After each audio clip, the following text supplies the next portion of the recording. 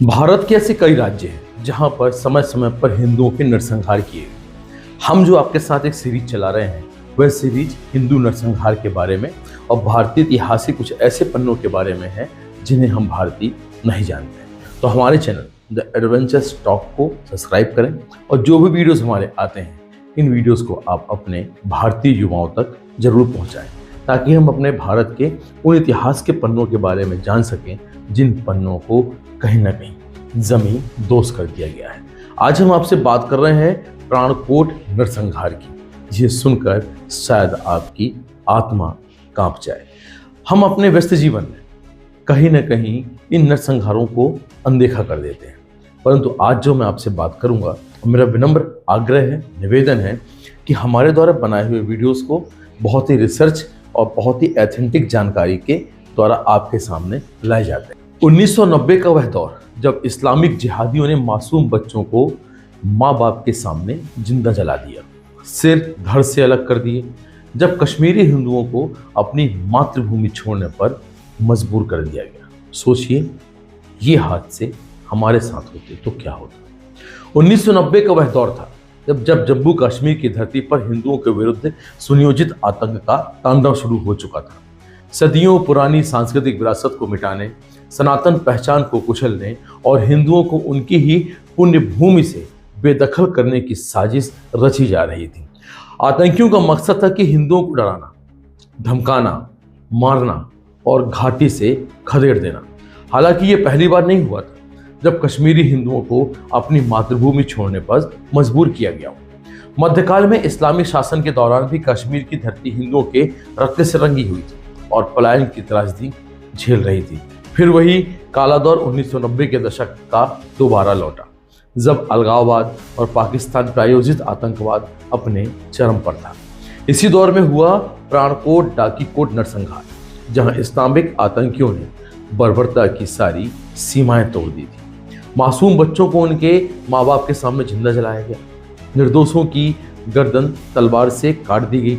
इंसानियत चीख चीख कर रहम की भीख मांगती रही, लेकिन उन जिहादियों ने एक भी नहीं सुनी। नमस्कार, जय हिंद, वंदे मातरम। मैं हूं डॉक्टर पंकज शर्मा और आप देख रहे हैं हमारा चैनल द एडवेंचर्स टॉक। मैं बात करता हूं 17 अप्रैल 1998 जब जम्मू कश्मीर के रियासी जिले की शांत और सुंदर पहाड़ियों पर बसा गांव प्राणकोट डाकीकोट था। गांव के लोग अपने अपने घरों में चैन की नींद सो चुके थे। किसी को यह अंदेशा भी नहीं था कि अगले कुछ घंटों में बस्ती शमशान में बदल जाने वाली। घनी अंधेरी रात थी। पहाड़ों और जंगलों के बीच अजीब और डरावनी आहटें सुनाई दे रही। तभी पाकिस्तान के द्वारा पालित पोषित 14 इस्लामिक आतंकवादी अंधेरे का फायदा उठाकर गांव में घुस जाते हैं। यह हमला सिर्फ बंदूकों से नहीं हुआ था, यह हमला दरिंदगी, हैवानियत और वहशीपन से भरा हुआ था। आतंकवादियों ने एक साथ 29 हिंदुओं की नृशंस हत्या कर दी, जिसमें 12 मासूम बच्चे भी थे। कुछ की उम्र महज 3 और 4 वर्ष थी। किसी का सिर धड़ से अलग कर दिया गया, किसी को उसके घर पर ही जिंदा जला दिया गया। माँ बाप के सामने उनके बच्चों को मौत के हवाले कर दिया गया।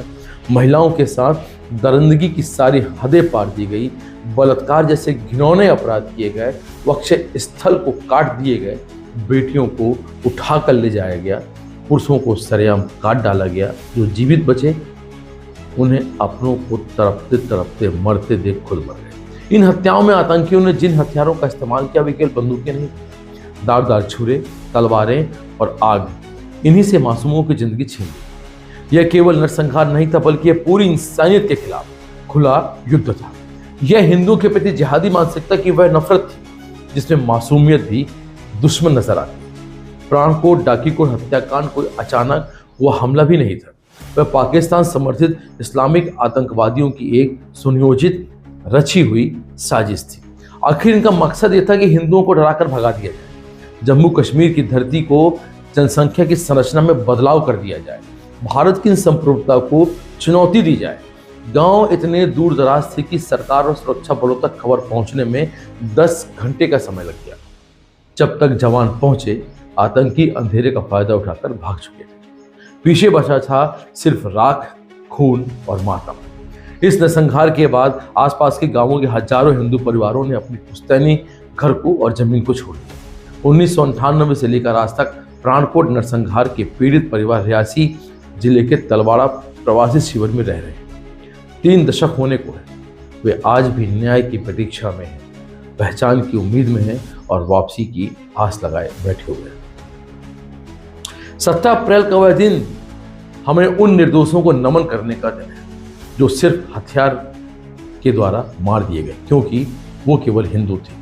प्राणकोट डाकीकोट नरसंहार भारत के खिलाफ छेड़े गए उस इस्लामी जिहादी युद्ध का हिस्सा था जिसमें आतंकियों ने सिर्फ गोलियों से नहीं बल्कि मासूमियत को भी कुचलकर एक युद्ध का स्वरूप दिया। यह वीडियो उन हर हजारों लाखों हिंदुओं के नाम पर है जो अपने धर्म की कीमत जानता है, अपनी मातृभूमि को समझता है, जो समझता है कि सहिष्णुता जब तक पुण्य है जब तक वह कायरता में ना बदल जाए। वीडियो भले छोटा हो सकता है परंतु इस वीडियो की यदि भावनाएं और इस गहराई में यदि आप जाएंगे तो आपकी वास्तव में रूह कांप जाएगी। हालांकि आज की दुनिया में हमें किसी से मतलब नहीं और ऐसा भी लगता है कि शायद ये घटना हमारे साथ हुई ही नहीं, पर आप निश्चिंत रहिए, वो दिन अब दूर नहीं जिस दिन भारत के अनेक राज्यों में हिंदुओं के साथ ऐसी ही दुर्दशा होगी। यदि हिंदू एक नहीं हुआ तो बटेगा और बटेगा तो हिंदू कटेगा। नमस्कार, जय हिंद, वंदे मातरम।